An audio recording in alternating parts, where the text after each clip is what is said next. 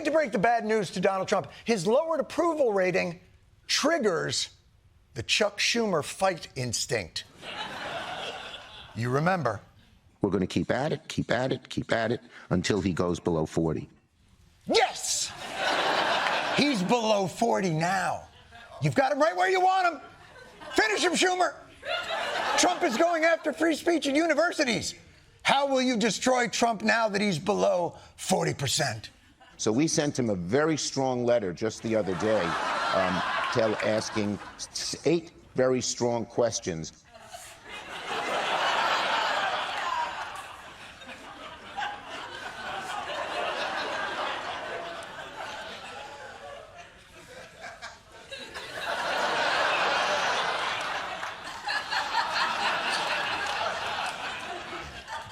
Question 1. Why is this university different from all other universities? Wait, that's the wrong book. Hold on. Yeah.